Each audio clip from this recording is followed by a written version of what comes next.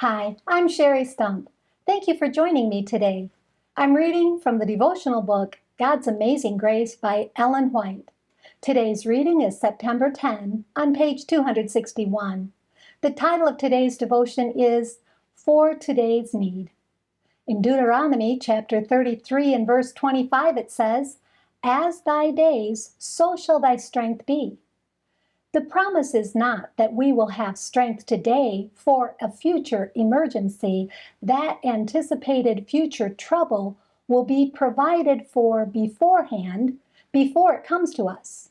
We may, if we walk by faith, expect strength and provision for us as fast as our circumstances demand it. We live by faith, not by sight. The Lord's arrangement is for us to ask Him for the very things that we need. The grace of tomorrow will not be given today. Men's necessity is God's opportunity.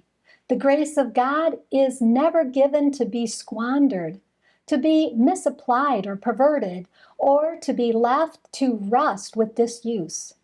While you are bearing daily responsibilities in the love and fear of God, as obedient children walking in all humility of mind, strength and wisdom from God will be given to meet every trying circumstance.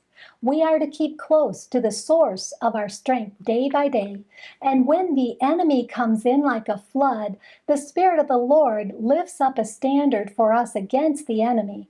The promise of God is sure that strength shall be proportioned to our day.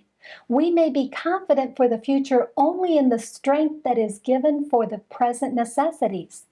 Do not borrow anxiety for the future. It is today that we are in need.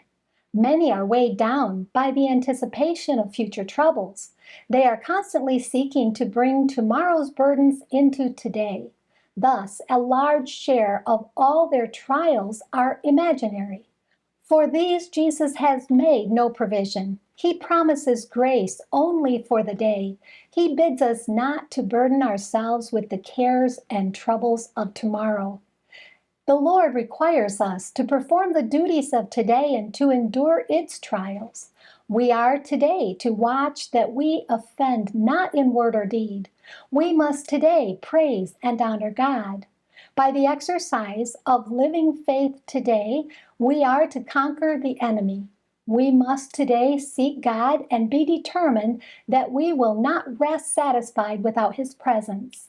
We should watch and work and pray as though this were the last day that would be granted us. How intensely earnest then would be our life. How closely would we follow Jesus in all our words and deeds. Thank you for being with me today. Please join me tomorrow when we'll read about limitless strength. And may God bless you abundantly above all you can ask or think.